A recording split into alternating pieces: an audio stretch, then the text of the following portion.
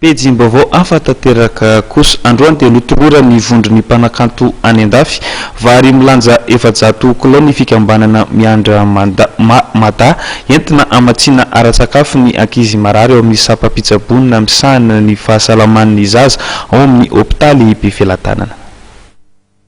Mihoatra ny 300,000 euro na manodidina ny 4 tapitrisa ariary no vola voahango ny vondrona mpanakanto malagasy vahiny nandritra ny fampisehoana fitadiavam-bola tanterahana tany amin'ny Larka tany Paris ny 20 marsa teo. Nanampy tamin'ny fanatanterahana ny fikambanana Ilamboary, ny Presta Avenue, ny Harmonia ary ny Kitana Prod.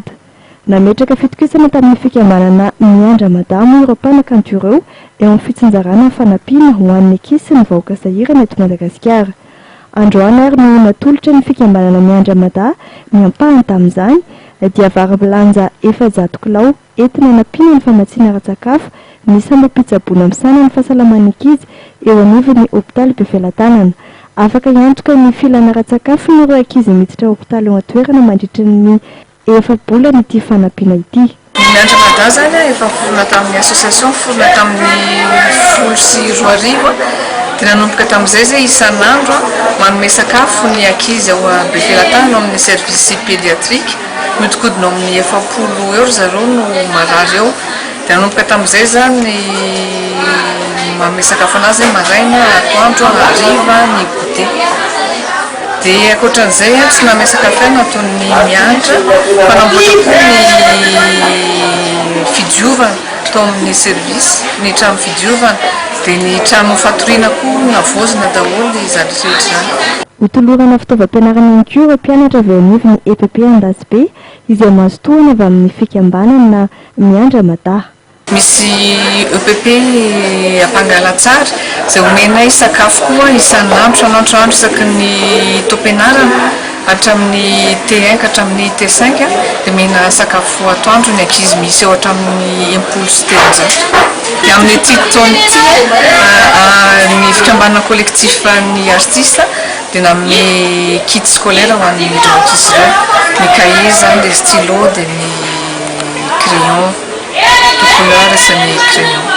Ireo tansa avy amin'ny lemaka alarobia hatrany Ambodimita izay vao mafy tamin'ny tondradrano farany teo dia azo fampitaovana ihany koa.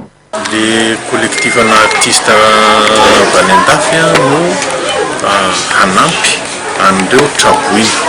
Izay no nahatonga azy hanangona vola sy nangataka miandra mba hizara an'izany fanampiana azy. Ny toerana dia eo amin'ny lemaka alarobia makany Ambodimita iny. Izay no mba hitan'izareo fa tokony hampiana satria divon-drano izy tao. Ka ny fanampiana dia misy angady ary masomboly na vary na anam-bazaha légume zany. Dia anampy koa izy ny fitaovana ao an-dakozia fatapera sy vaky. Ny mpanakanto ka teratany malagasy monina na Frantsa sady tokomarika tamin'ny fampisehoana no tonga nanolotra mivantana ny fanampiana androany. Ny aloha izao dia efa nisy moa fanampiana ara-bolany mena ny Orphelina Fazakô. Mbola ito amin'ny fanomezana vary sy fitaovam-pianarana ho an'ireo sahirana iny Père Pedro ihany koa ny dian'ity mpanakanto ity. Nisaotra manokana ireo mpanakanto nandray anjara tamin'ny fampisehoana fitadiavam-bola tamin'ny volana marsa teo ny tenany. Merci au Poetic Lover, à Slimane de la comédie musicale Marie-Antoinette, à Tania Michel de Rising Star, à Nejim Matala de X Factor, de Lane, de Castel Life Opera, à Tayla qui est une rappeuse qui est venue spécialement d'Angleterre, à Jefferson qui est un artiste malgache en France, à Pierre Isaac qui est un artiste africain, au When We Were Young qui sont un groupe de filles dont une malgache qui viennent de sortir en France. Merci à Adi, merci à Pierre aux batteries, voilà, merci à tous ceux qui nous ont aidés. Et voilà, donc quand je dis nous, ce sont donc tous ces artistes-là, l'association Mirange qui nous aide et en qui nous faisons confiance. Merci à Shaim Ismaël. Iezaka ny aniny hetsika fitsinjovana ny maha olona tahaka izao moa ity mpanakanto ity sy ireo namany. dia ny fanedidina ry mpijery ajaina no manakatona ny fotoana ny vaoantsika tamin'ity takariva ity mame fotoananao ry sampana fampalalam-baovao ny fahita lavitra matv ho amin'ny rahampitso indray veloma tompoko